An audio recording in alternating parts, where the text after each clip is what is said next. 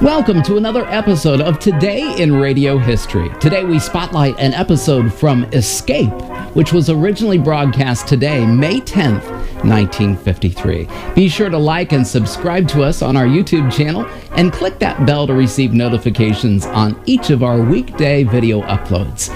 If you would like to purchase Escape-themed memorabilia or a preloaded MP3 player with all of the episodes from Escape, or perhaps radio shows that originally aired on your birth date, anniversary, or any customized date, all you have to do is click on the link below in the description or visit us online at RadioLongAgo.com. Escape, whose time slot shifted an incredible 18 times in its 7-year run from 1947 to 1954, probably was the best adventure anthology series ever broadcast. Escape showed what radio drama is all about.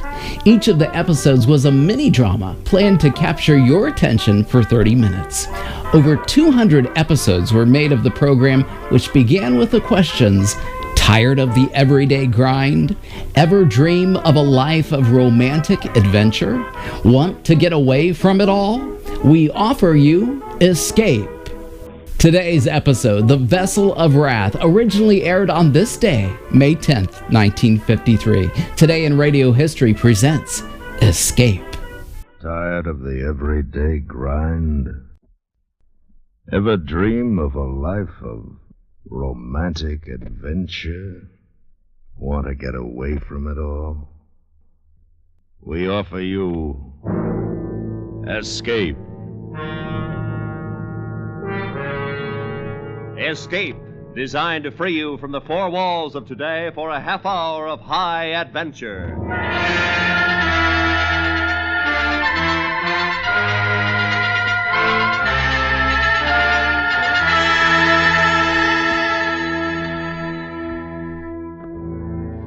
You are on a paradise island, living in happiness and freedom, while the woman who loathes you for what you are is planning to take away your freedom and forever put an end to your happy life.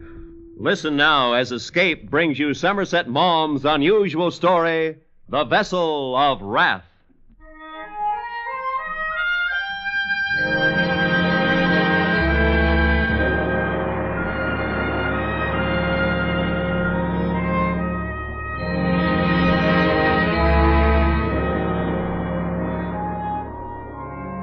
As I sit here with the sea-cooled breezes coming into the open window and the sounds of the breakers washing the sands before my house, I think of the far places and the people I have known there.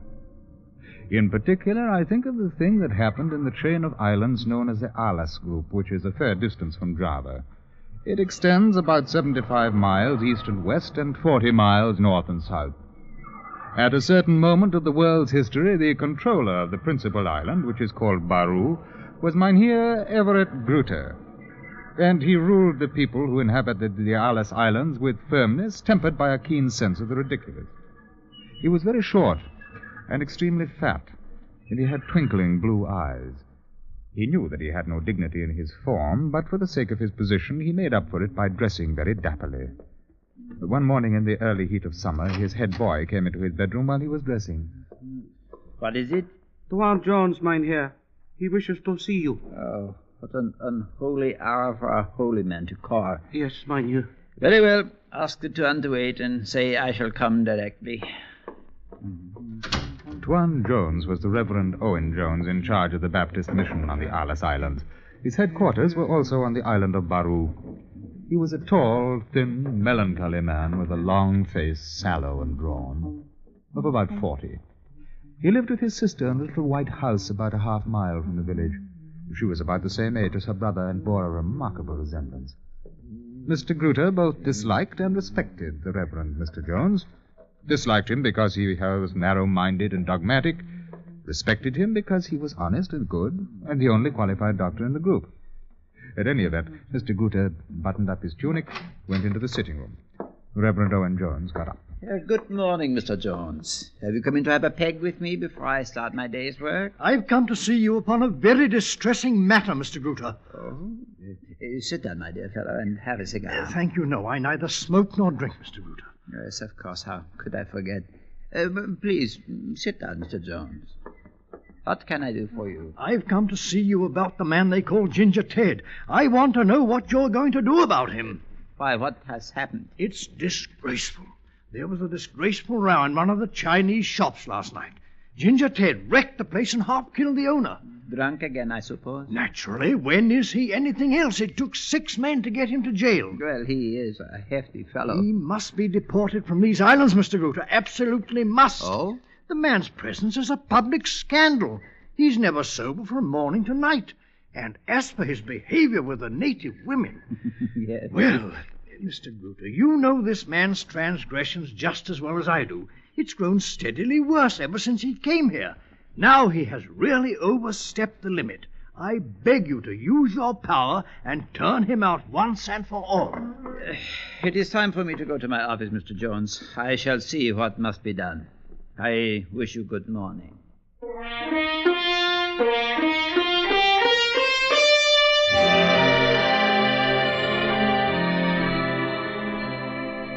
A few minutes later, Mr. Gruter was in his office, where he immediately called for Ginger Ted to be brought before him. The man was led in with the warder on either side. They left him standing there. He swayed a little, and obviously was suffering from a furious hangover. He had a black eye, and his mouth was cut and swollen. And Mr. Gruter was quite upset, for this unappetizing object had shared many a bottle of beer with him, and he liked the reckless way in which Ginger Ted squandered the priceless treasure of life. He looked at the card sheet before him. I see that you smashed up Lum Wang's shop to smithereens, then proceeded to break his head with a bottle, resisted arrest, and knocked flat the sergeant. What have you to say for yourself? I was blind. I don't remember a thing about it. Oh, my head.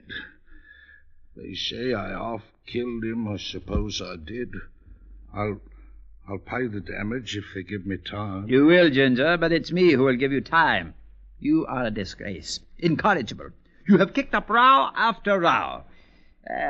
I can see it is hopeless. You know I meant no harm. That is what you always say. Look here, why can't you behave yourself? We are friends, aren't we? Of course we are. Well, you have made a devil of a mess this time, and the Reverend Jones is all for having you kicked out. Oh. I have got to do something about it, or he will write to the governor in Batavia. No, and Bill. he is quite right. You have got to be punished.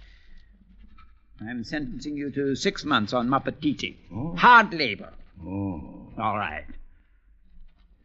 Now, how about a bottle of beer with me before you go? You look as though you need it. It's the truth, I do. You're a pal, Mr. Gruter.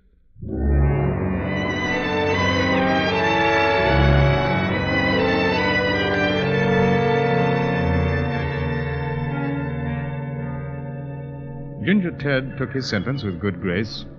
1, he knew he had overstepped the bounds, and 2, there were several rather delightful native girls on the island of Maputiti that he had not seen for several months. He bore the controller no malice for his punishment, and he was sent to pay his debt. The 6 months had passed but for a few days when chance stepped in. The head man of Maputiti was stricken with a sudden illness. Messengers were sent to Baru, 50 miles across the sea, and help was begged of the missionary, the Reverend Mr. Jones. But Mr. Jones was at that moment enduring an attack of malaria. He was in bed and talked the matter over with his sister. It sounds as though the head man had acute appendicitis. You can't go, Owen. You can't. Well, I can't let the man die. But you couldn't operate in the state you're in. No, I suppose not, but I'll do it. You can't remove an appendix. Why not? I've seen you do it.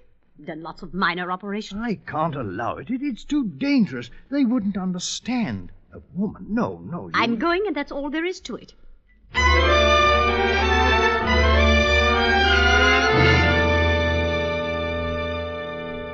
And so Miss Jones went by launch to Maputiti. She performed the operation on the headman under the greatest difficulties, and it is to her everlasting credit that she saved his life. And when she saw that he was well on the mend, she packed up the medicine chest and was taken down to the wharf where she embarked on the launch to take her back to Baru. On the out journey, she had been the only passenger, but now there was another. Ginger Ted. He had paid his debt to society and was returning for another chance. The crew consisted of the head boatman and a mechanic, both native. They were about 30 miles out in the open sea when Ginger Ted took the stopper out of a bottle of arrack and took a long pull. Oi, chum. How's about a swig? Thank you, Ginger. Boatman, I do not wish you to drink anything while we're on the journey. Do you understand? Yes. Oh, yes. A little arrack can do no one any harm. Thank you. If you drink again, I shall complain to the controller. Miss Jones knew they were being extremely rude at her expense, and she closed her thin lips even more tightly. Her long, bony face became grim.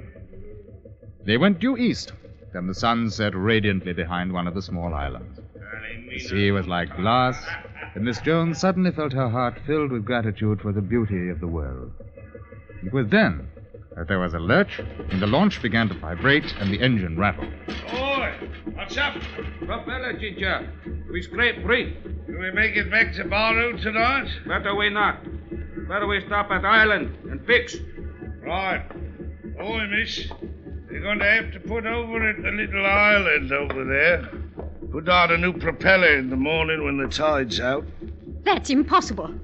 I can't spend the night on an uninhabited island with 3 men. A lot of women would jump at it. How dare you speak to me like that? I think you're very insolent. If you don't go on to Baru, I'll have you all put in prison. Now, look here, we're not going to Baru. We can't. The engine breaks down all the way. Who knows where we'll drift to? Now, if you don't like it, you can get out and swim. Oh, you'll pay for this. Oh, shut up, you old cow. From then on, Ginger Ted was occupied with the rather tricky job of beaching the launch. Miss Jones sat quivering with indignation, and then, as the full meaning of what lay before her dawned, her anger turned to fear. I see it all now. I see it all. There's nothing at all the matter with the propeller. He wants to get me ashore, where he has me at his will, to do his worst. Oh, I know his character. Despicable, horrid, and there can be no help from the natives. He's bribed them to help. But I must have courage. I shall sell my virtue dearly, dearly. And if he kills me, then I should rather die than... And in her fear, she removed a scalpel from the surgical instrument she had so lately used to save her life and hid it in her clothing. Then they were ashore, and the night came. Ginger Ted did his best. Oi, miss. Come on over to the fire. We've got some lovely grub here. A nip of arrack won't hurt you neither. I want nothing. I want to be left alone. Oh, you can go to the devil then. Go hungry. Don't mean nothing to me. How'd you like this? You're trying to get nice and hot air. She walked away with head erect, the scalpel held tightly in her fist, and though she was looking for a place to hide, a place of safety, her instinct told her it was better to keep that bad man in sight. And then, if he came toward her, she would be prepared. The moonlight would show him to her. Presently, she found a little hollow and sank down into it, where in the distance she saw the warm glow of the fire and the huddled, dreadful shapes of men around it. He's plotting it now. He's making them drink, so they'll sleep soundly. I'm afraid. I'm so afraid. Oh. But if that horrible, loathsome man makes a step, comes near, I'll kill him. I'll kill him.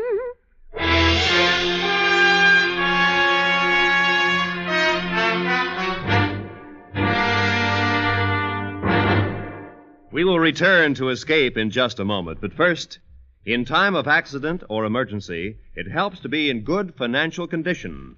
That's why it pays to invest in United States savings bonds. When you need money, the new 3% United States savings bond is better than ever. And now, back to Escape.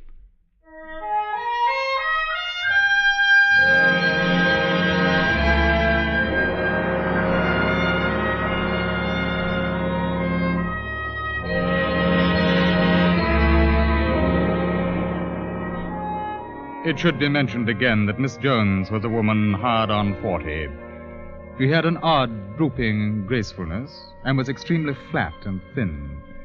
Her features were much like her brother's, the Reverend Owen Jones, and she suffered a good deal from indigestion. But at that moment her suffering bore a pain which was far more exquisite. What shall I do? What have I done to deserve this? And she prayed, and trembled, as terrible phantoms crossed her mind. And the time passed. She saw the fire at the beach die down. And now was the time that Ginger Ted might be expected to turn on the woman who was at his mercy.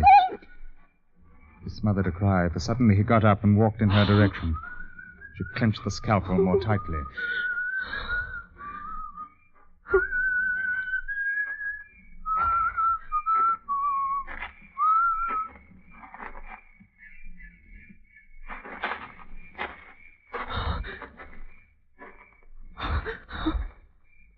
She couldn't understand it. Why? Why? And then when she saw him go back to the fire and knew that for the moment at least she was spared, her nerve gave way. After that, she felt a little better and decided to close her eyes for a moment.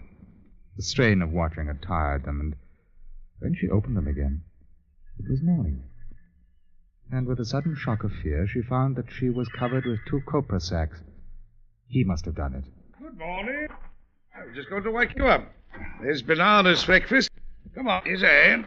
Up. Oh, thank you. Mr. What? Nothing.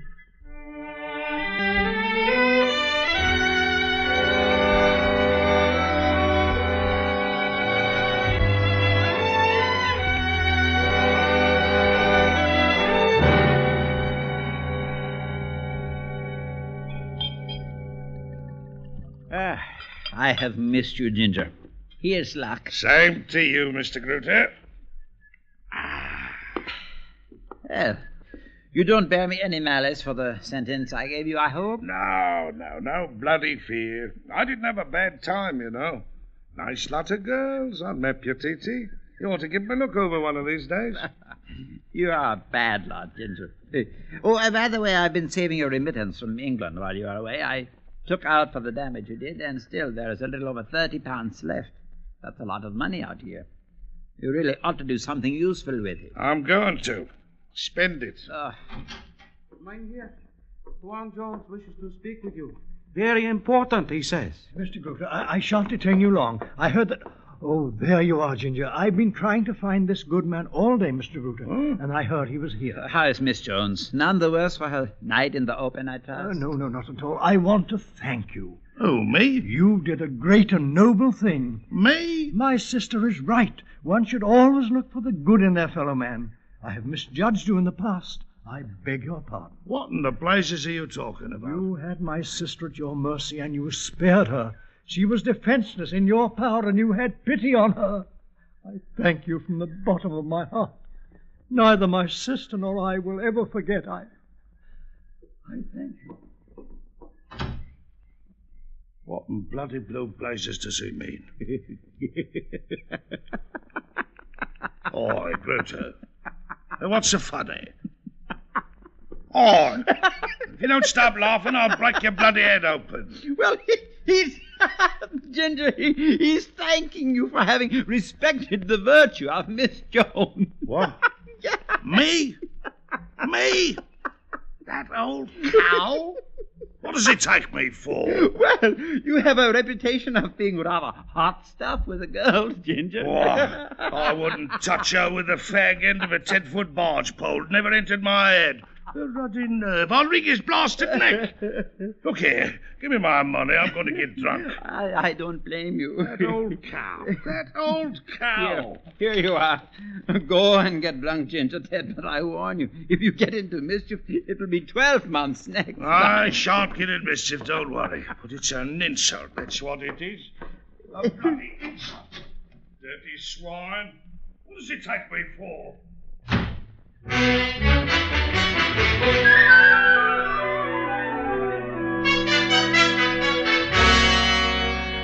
Ginger Ted got drunk. Then he stayed drunk for a week. His pride had been hurt. And to make matters worse, the Reverend Mr. Jones and his sister decided it was their duty to save him and do something for him. They appealed to Mr. Gruter, who said, Well, if I were you, Mr. Jones, I wouldn't try to save him until he's got through his money. Then, if he is not in jail, you can do what you like. But Ginger Ted didn't want to be saved. He spent his money and then sulked, waiting for the next remittance from London. Miss Jones was unrelenting. She invited him to dinner and spoke to Mr. Gruter about it. Oh, Mr. Gruter, my brother is very anxious that we should have the man they call Ginger Ted to supper with us.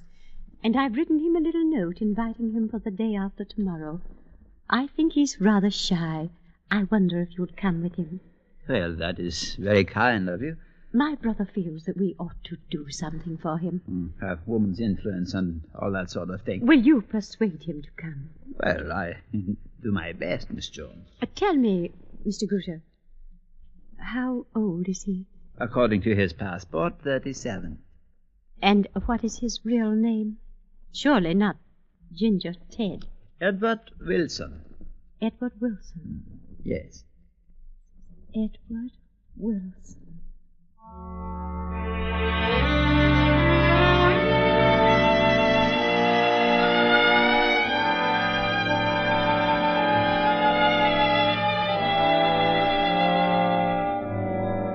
The controller actually persuaded Ginger Ted to join him. This on the promise of several drinks at his own house before they went to dine. But on the night of the party, Mr. Gruter had to go alone. Ginger Ted was dead drunk outside the Chinese wine and grocery shop and not fit for anything. I am very sorry, Miss Jones. I'm afraid it's no good, Martha. The man's hopeless. No, never, Owen. No one is hopeless. Everyone has some good in him. I shall pray for him every night. I shall pray that he sees the light. Perhaps Miss Jones was right in this, but the divine providence took a very funny way of effecting its ends. It came in the form of a cholera epidemic on Baru and several other of the neighboring islands, and the natives were in a panic. It was more than the Reverend Mr. Jones could handle, and it was going to need more doctors, and this would take time. Mr. Gruter held a conference with Mr. Jones and his sister. We are ready to put ourselves at your disposal, Mr. Gruter. I need not tell you that my sister is as competent as any man. I should be very glad of her assistance.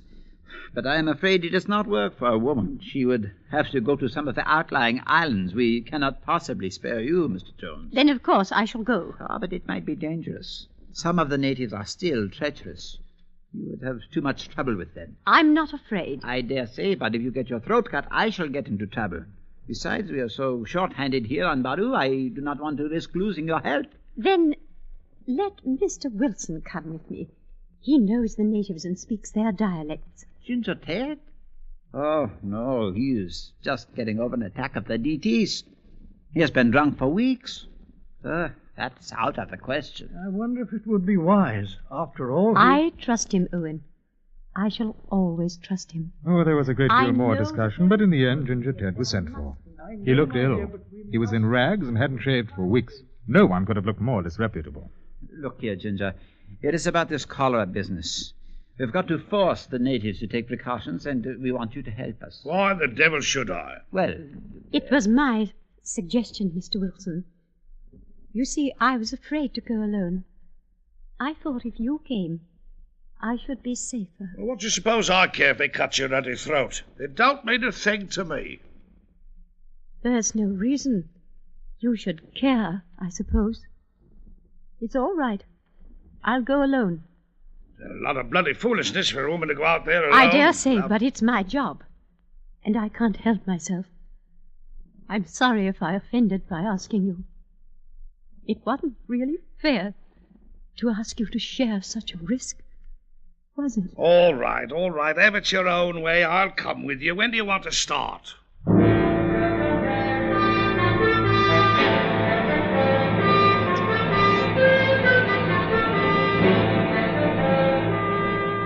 They started the next day with drugs and disinfectants in the government launch. For 4 months the epidemic raged, and then one day it was over. Mr. Gruter had seen nothing of Ginger Ted or Miss Jones, but he had heard from Mr. Jones that they had performed a Herculean task in the outer islands. Mr. Gruter was thinking of Ginger Ted over a bottle of beer one evening when the man came in. He was wearing a clean suit of white ducks. He was shaved. He looked another man. Why, Ginger, what on earth has happened? By heaven, I'm glad to see you. You look wonderful. Here, have some beer. Man, I have missed you. Here, let me pour it. I don't think I'll have any, thank you. What? I don't mind having a cup of tea, though. A cup of what? I'm on the wagon. Martha and I want to be married. Ginger, you can't marry Miss Jones. No one could marry Miss Jones. Well, I'm going to. That's what I've come to see you about. First thing, soon as I get off the launch. We want to be married by Dutch law as well as chapel. Oh, come now, a joke is a joke, Ginger. She but all the wanted same, it. She fell for me that night we spent on the island when the propeller broke. Ginger, she'll make you into a missionary. Well, I don't know as I'd mind if we did have a little mission of our own. She says I'm a bloody marvel with the natives. Says I can do more in 5 minutes with them than Owen can in a year. I guessed she had an eye on you. But this... listen to me, Ginger. We have had some grand times together, and a friend is a friend. I tell you what I do. I lend you the launch, and you can go away from... Mr. Gruter. I know you mean well, but I'm going to marry the blasted woman, and that's that.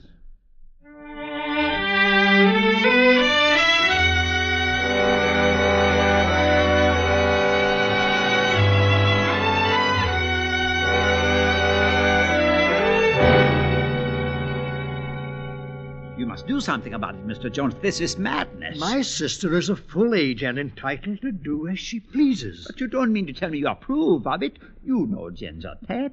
Ginger Tat, Mr. Jones. Have you told her the risk she is running? Does the leopard ever change his spots? My sister is a very determined woman, Mr. Gruter. From that night they spent on the island together, he never had a chance. Mr. Gruter was beaten, and he knew it. Then the next day, sportingly, he went to pay his compliments to Miss Jones, who was preparing for her wedding. How nice of you to come, Mr. Gruter.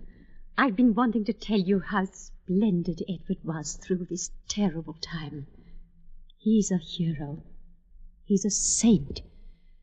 Even I was surprised. I hope you will be very happy, Miss Jones.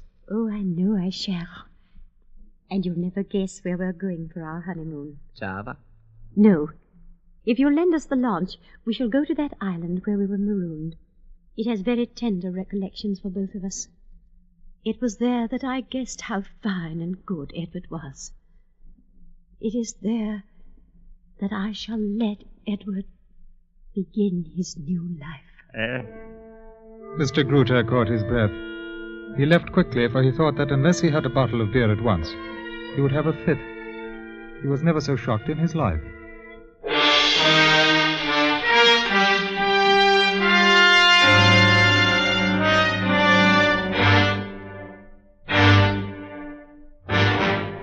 Escape has brought you Somerset Maugham's The Vessel of Wrath. Direction and adaptation of the story were by Anthony Ellis. In order of their appearance, you have heard Ben Wright as the narrator, Parley Bear as Mr. Gruter, Eric Snowden as Mr. Jones, Alan Reed as Ginger Ted, Jeanette Nolan as Miss Jones, and Dave Young as the head boatman. The special music for Escape is composed and conducted by Leith Stevens. Next week. You are on a planet of desolation and utter ruin, awaiting the return of your comrades to carry you to safety. While about you, the crawling and evil remains of life are slowly hemming you in and ruthlessly tracking you down to your death. So listen next week when Escape brings you Charlie Smith's unusual story, North of Polaris.